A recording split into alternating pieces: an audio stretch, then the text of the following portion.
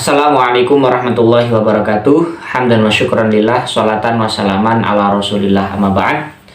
Semoga untuk kaum muslimin dan muslimat dimanapun berada tetap diberikan kesehatan oleh Allah Subhanahu wa Ta'ala dan diberikan kelancaran dalam beraktivitas. Oke, kali ini kita akan membahas tentang berita yang sedang viral. Seorang ustadz, ya entah itu seorang ustadz atau dua orang ustadz malahan, yang ditetapkan sebagai tersangka atas kasus pencabulan.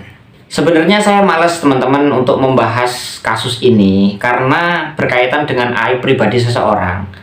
Hanya saja kemudian para YouTuber Wahabi itu menisbatkan ponpes tersebut berorganisasi NU.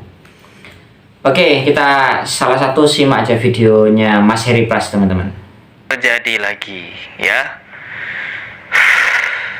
Pasti setiap tahun itu terjadi, bukan tiap tahun. Rasanya setiap bulan bulan ke bulan, ada saja kasus seperti ini. Kalau kita mau merangkum banyak beritanya. Dan yang semakin membuat saya miris, terjadi di kalangan ponpes. Dan ponpesnya bukan ponpes Al-Irsyad, bukan ponpesnya Persis, bukan ponpesnya Muhammadiyah. Malah terjadi di ponpes bukan Salafi tapi ya, bukan ponpesnya Salafi, bukan Wahabi. Kalian bisa tebak sendiri. Iya, saya paham. Sampean itu mau mengatakan itu ponpes yang berafiliasi ke NU, begitu kan? Sebenarnya begini, Mas.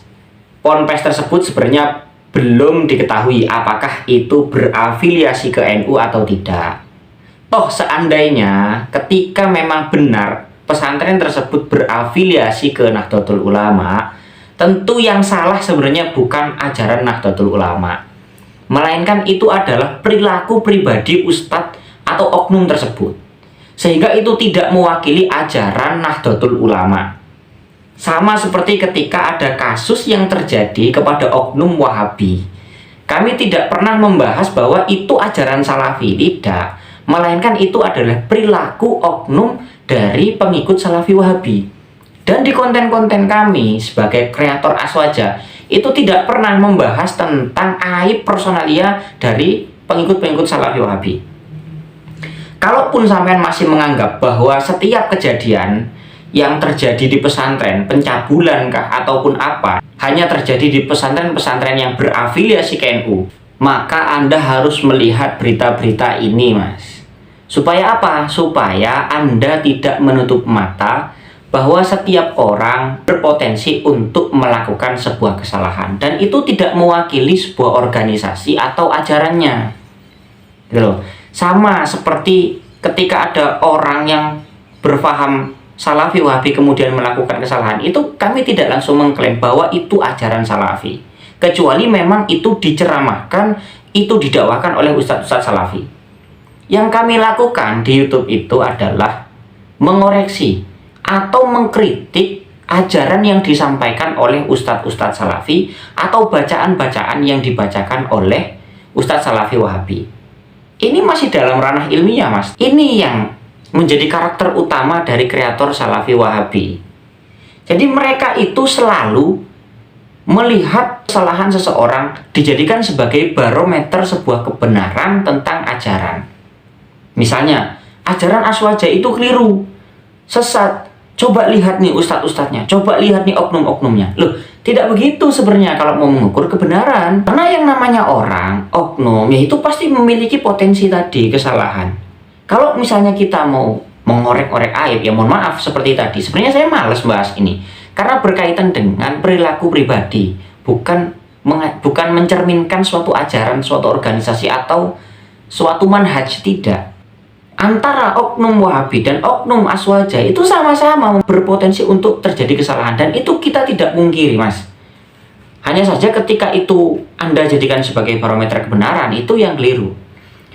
Kemudian yang kedua, karakter dari orang-orang Wahabi, terutama kreator YouTube-nya, itu selalu menutup-nutupi kesalahan yang terjadi, kesalahan yang dilakukan oleh oknumnya sendiri. Seperti yang tadi, kasus-kasus di sini nih. Ini tidak ada yang pernah membahas dari kreator Wahabi, tidak ada. Apa ini? Selalu yang salah itu dilayangkan kepada pesantren atau organisasi yang berafiliasi ke Nahdlatul Ulama atau berpaham Aswaja. Padahal Aswaja tidak pernah mengajarkan seperti itu. Nah, kemudian kreator Wahabi itu selalu modalnya hanya clipping video, potong sana, potong sini, kemudian digabungkan dan dibanding-bandingkan. Ini apa? Ilmiah dari mana? Kalau memang ajaran Anda itu benar, Anda ingin mendoktrin seseorang, maka tunjukkan bahwa yang Anda bahas adalah bahasan ilmiah. Ya, mungkin mengutip referensi, atau kemudian membacakan referensinya, menjelaskan dengan detail. Jadi jangan hanya modal clipping, video ini dipotong kemudian disandingkan dengan video ustadz-ustadz salafi Wahabi. Toh kita itu langsung ketika kita mendapatkan suatu ceramah dari ustadz salafi Wahabi yang ternyata tidak sepaham dengan ulama salaf, maka akan kita langsung datangkan ibarat dan referensinya. Ya, Anda sangat kreatif.